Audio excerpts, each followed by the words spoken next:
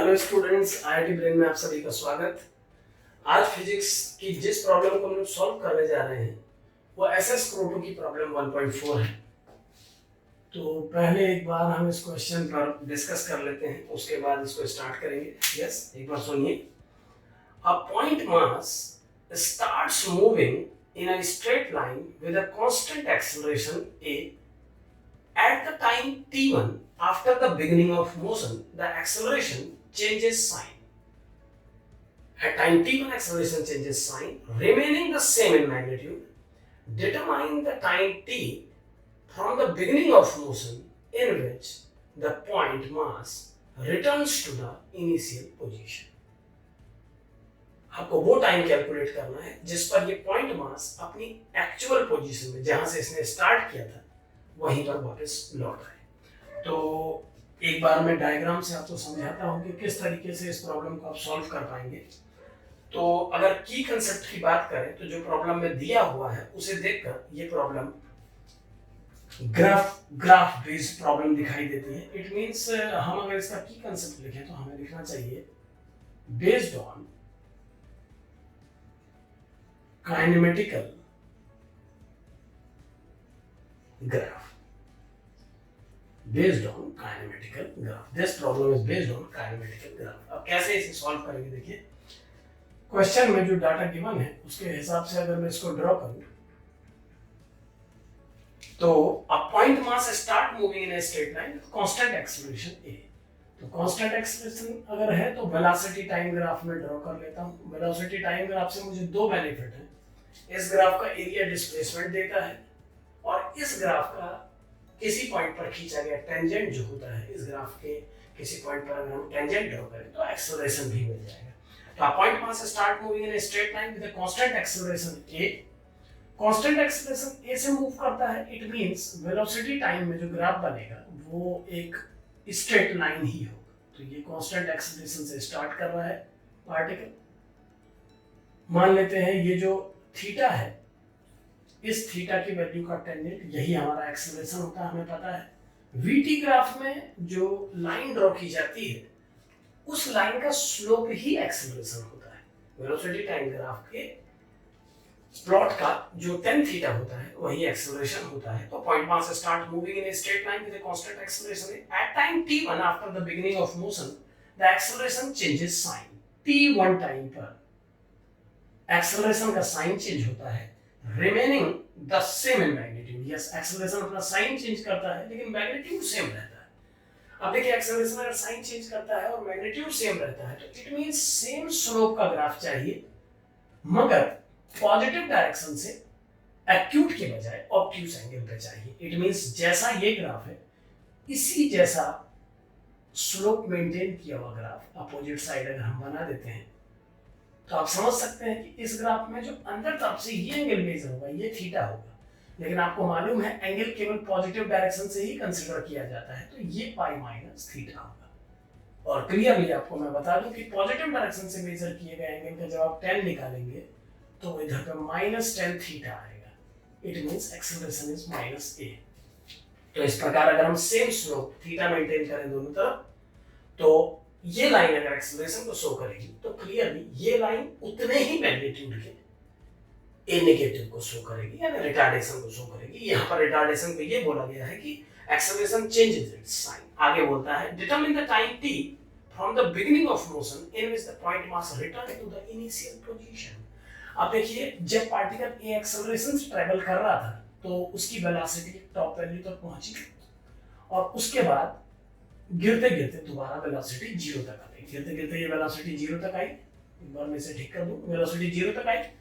अब जीरो तक वेलोसिटी के आने तक इसने जब ये एक्सेलरेटेड मोशन कर रहा था तभी भी डिस्प्लेसमेंट ट्रैवल किया और जब इसने रिटार्डेड मोशन स्टार्ट किया उस समय भी इसने डिस्प्लेसमेंट ट्रैवल किया। यानी जब पार्टिकल ने पहले एक्सेलरेटेड मोशन किया तो वेलोसिटी लगातार इनहेंस हो रही थी और जब रिटार्डेड मोशन किया तो वेलोसिटी घटते घटते जीरो आई।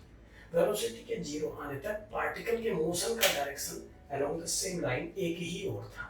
जब पार्टिकल एक्सेलरेटेड मोशन कर रहा था तो उसकी स्पीड बढ़ रही थी और उसका डायरेक्शन सपोज आई क्या था।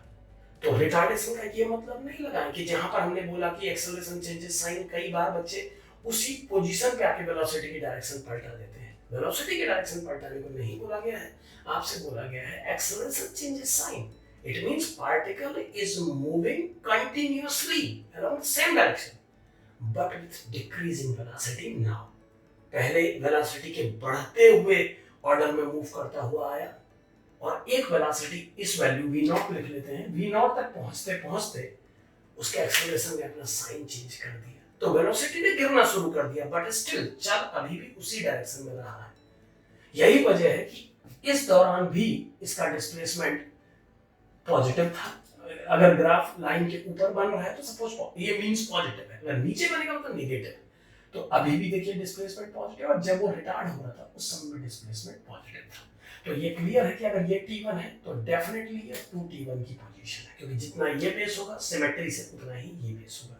ये दोनों ट्रायंगल्स सिमिलर हैं। अब हमें पार्टिकल को तब तक चलाते रहना है जब तक उसका नेट डिस्प्लेसमेंट पॉजिटिव और नेगेटिव डायरेक्शन में सेम ना हो जाए। ऐसा मैं क्यों कह रहा हूं, इस बात को समझें। नेट डिस्प्लेसमेंट पॉजिटिव और नेगेटिव डायरेक्शन में सेम हो जाए ऐसा मुझे इसीलिए बोलना पड़ रहा है क्योंकि क्वेश्चन में मेंशन है कि वो टाइम बताइए, determine the time t from the beginning of motion in which the point mass returns to initial position. It means particle ने इस पोजीशन से स्टार्ट किया, पहले वो वेलोसिटी को बढ़ाता हुआ यहां तक पहुंचा, फिर वेलोसिटी को घटाता हुआ यहां तक पहुंचा, यहां पहुंच के इसकी वेलोसिटी 0 हुई। अगर ये रिटार्डेशन जो माइनस से है कंटिन्यूअली काम करता है तो अब ये पलटेगा और पलट के वापस इसे वहीं तक पहुंचाना है। तो जैसे ही v बराबर 0 हुई इस पोजीशन पे, पहले वेलोसिटी बढ़ती रही फिर घटती गई, यहां पर आके v 0 हो गया। v 0 होने के बाद हमें तब तक पार्टिकल को इसी नेगेटिव a से मूव कराना है जब तक इस नेगेटिव पार्ट में बने ग्राफ का एरिया और इस पॉजिटिव का एरिया कंप्लीट सेम ना हो जाए, क्योंकि अगर ऐसा हो जाएगा तो पार्टिकल अपनी ओरिजिनल पोजीशन से जितना डिस्प्लेस होगा आगे की ओर, इस ग्राफ का एरिया अगर इसके बराबर हो जाएगा तो इसका मतलब होगा कि उतना ही वापस आ गया है पीछे की ओर और नेट डिस्प्लेसमेंट 0 हो जाएगा। तो हमें वो कंडीशन निकालनी है, वो t पता लगाना है जिसके लिए ये एरिया और ये एरिया सेम हो जाए। अब यहाँ पर कुछ बातों पर ध्यान दें, जैसे ये एंगल अगर थीटा है तो डेफिनेटली ये थीटा है, ये t है, ये t1 है, ये t1, तो ये कंप्लीट बेस 2t1 है। क्लियरली मेंशन है, क्वेश्चन में दिखाई दे रहा है साफ साफ ये t1 है और ये t1 है, तो ये 2t1 है पूरा बेस। अब देखिए यहाँ पर मान लेते हैं ये जो टाइम है ये x है, मान लेते हैं ये टाइम x है। अगर ये टाइम x है और ये एंगल थीटा है तो हम जानते हैं tan theta equal to perpendicular over base होता है, ये परपेंडिकुलर का रोल प्ले करेगा तो ये x tan थीटा हो जाएगा। और ठीक ऐसे ही इस डायग्राम में अगर ये t1 है तो इस परपेंडिकुलर की वैल्यू इस वाले ट्रायंगल पे tan थीटा लगा के निकाल देते हैं। tan theta equal to perpendicular over base, so it is t1 tan theta, यानी ये भी पता लग गया, ये हो गया t1 tan थीटा। और हमें अकॉर्डिंग टू प्रॉब्लम इन दोनों एरिया को बराबर करना है। एक बार फिर बता दो इन दोनों एरिया को बराबर क्यों करना है, क्योंकि वेलोसिटी टाइम ग्राफ में जब तक एरिया x एक्सिस के ऊपर रहता है तो इसका अर्थ है कि डिस्प्लेसमेंट पॉजिटिव है, और जैसे ही एरिया इस एक्सिस से नीचे आता है इसका मतलब है डिस्प्लेसमेंट अब नेगेटिव हो रहा है, डिस्प्लेसमेंट नेगेटिव। और हमें बोला गया है कि पार्टिकल उसी एक्चुअल पोजीशन पर वापस आए जहां से स्टार्ट किया था पार्टिकल ने। तो जितना पार्टिकल डिस्प्लेस आगे को हुआ है जब उतना ही पीछे को वापस आ जाएगा तो वो एक्चुअल पोजीशन गेन कर लेगा। इट मींस ये एरिया और ये एरिया सेम होना चाहिए। अब ये एरिया है 1/2 base that is 2t1, total 2t1 upon height t1 tan theta, and that should be equal to the area of this one. It is half into base x into height x tan theta.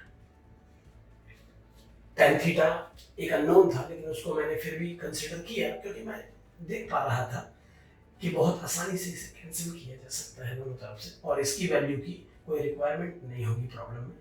So 2t1 square is x square. X is root 2t1. इस x की value root 2t1 यहाँ पर put करें तो ये length root 2t1 है। अब यहाँ तक जब हम पहुंचे थे तो टाइम 2t1 हो चुका था, इसमें root 2t1 और जोड़ दीजिए तो ये जो पॉइंट पर t की वैल्यू हमको कैलकुलेट करनी थी ये आ गई 2t1 plus root 2t1. So finally it is 2 plus root 2t1, यानी कि 2 plus root 2t1 इतना टाइम लगेगा पार्टिकल को उस कंडीशन को अचीव करने में, या इतने टाइम बाद पार्टिकल वापस अपनी एक्चुअल पोजीशन पर लौट के आ जाएगा। Thank you.